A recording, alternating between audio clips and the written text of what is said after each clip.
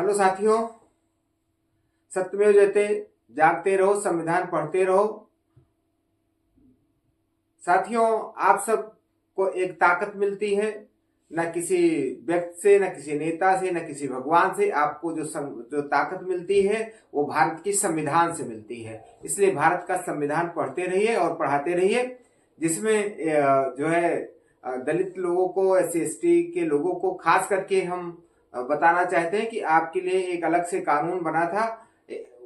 89 में बना था ये कानून, और उसमें जो है 1989 में ये कानून बना था, जिसको कहते हैं अनुसूचित जात अनुसूचित जनजात अत्याचार निवारण अधिनियम। अत्याचार निवारण अधिनियम से ही पता चलता है कि अनुसूचित जातियों के ऊपर जो है वो अत्याचार होता होगा, उसका निवारण करने के लिए ये कानून बना है। बहुत लोगों को इस पर आपत्ति हुई थी, लेकिन अभी मैं आपको बता रहा हूं कि लेटेस्ट जो है दिल्ली हाई कोर्ट ने एक जजमेंट में कहा कि एक SC की महिला जिसके साथ रेप की घटना हुई थी, और जो है धीरे से पता चला कि कोर्ट ने जो है, निचली अदालत ने उसको जमानत दे दिया।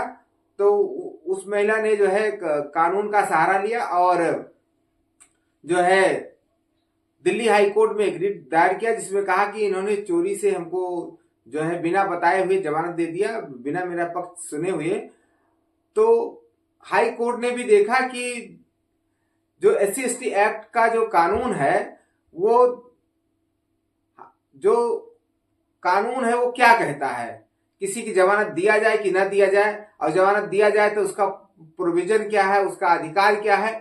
इसलिए 15A, और या इसको हिंदी में 15 का कहते हैं, धारा 15 का के 3 नंबर पर यह लिखा गया है कि अनुसूचित जाति का कोई भी केस किसी व्यक्ति के ऊपर चल रहा है, उसको जमानत देने का अधिकार या सुनवाई तभी होगा जब जो है अनुसूचित जाति के पीड़ित व्यक्ति को कोर्ट के द्वारा सम्मन भेज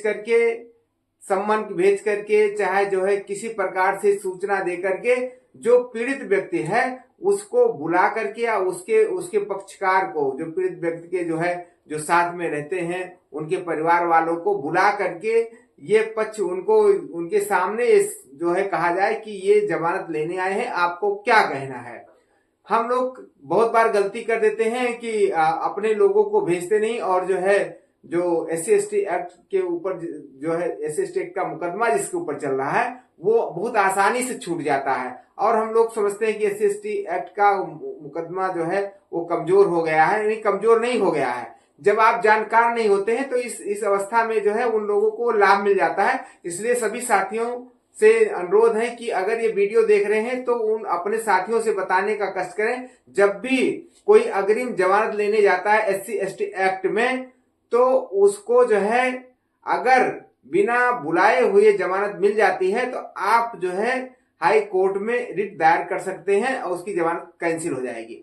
अब अगर आपको नहीं बुलाया गया है, विक्टिम को नहीं बुलाया गया है, विक्टिम का मतलब यह है कि जिसने मुकदमा लिखाया है, जो जिसके ऊपर जो है अत्याचार हुआ है, अगर उस व्यक्ति को कोर्ट नहीं बुलाती है जब वो अपराधी को जमानत दे रहा हो, तो अगर उसको नहीं सुना गया है, बिना सुने हुए अगर जो है SC/ST एक्ट में जो है अभियुक्त को जमानत मिल जाती है तो वो जमानत कैंसिल हो जाएगी और जो है वो जो है जेल में चला जाएगा।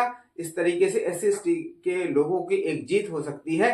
इसलिए साथियों, और इसके पहले भी सुप्रीम कोर्ट ने भी अभी हाल ही में जो है, जिसमें जो है हमारे CJI चंद्रचूड़ जी थे उस केस में, उसमें भी ये कहा कि हाँ, ये क्योंकि अनुसूचित जात अनुसूचित जनजात के जो अधिनियम में 15 का जो 3 नंबर है वो ये कहता है कि आवश्यक है, मतलब ये बगैर सुने हुए पीड़ित को, जिसने पीड़ित के ऊपर हमला किया है या उसके साथ जो भी अत्याचार किया है, उसको जमानत देने से पहले सबसे पहले उसको इत्तला किया जाए, उसको बुलाया जाए, उस व्यक्ति को बुलाया जाए जिसने FIR लिखा है, जो उससे उस व्यक्ति से पीड़ित है।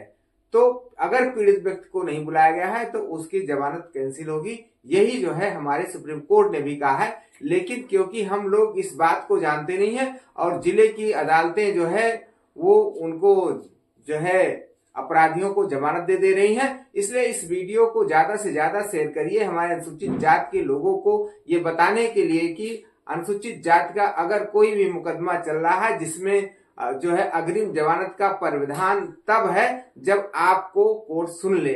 अगर कोर्ट आपको नहीं सुनती है तो उसको जो है अपराधी को जमानत अगर दिया है तो वो कैंसिल हो जाएगी। बस यही बताने के लिए आप सबसे आए थे। आगे और हम कानून की बात जो है आपको बताते रहेंगे और इस कानून का लाभ आप सबको मिलता रहेगा। अगर हम कानून जानेंगे तो हम शेर की तरह दहाड़ेंगे, अगर कानून नहीं जानेंगे तो गधे की तरह जो है हमारे ऊपर बोझ पर बोझ और अपराध पर अपराध किया जाएगा और हम उसको सहते रहेंगे। अगर आपको जानना है, शेर बनना है तो कानून जानना होगा।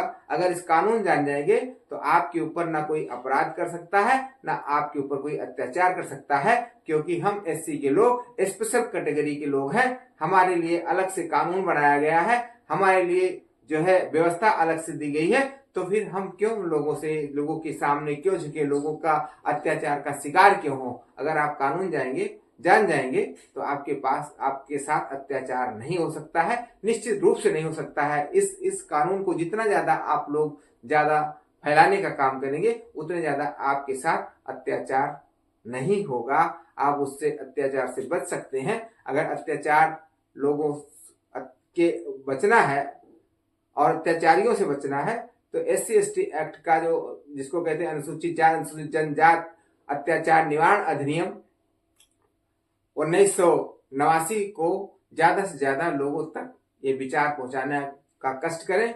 और आप सब अगर सब्सक्राइब किए हैं तो इस वीडियो को शेयर और जो है लाइक जरूर करें और अपना कमेंट दें। और अगर नहीं सब्सक्राइब किए हैं तो सब्सक्राइब वाली काली बटन को आप दबा करके और अपने कम से कम एक रिश्तेदार को आप ये वीडियो शेयर जरूर करेंगे। बहुत बहुत धन्यवाद।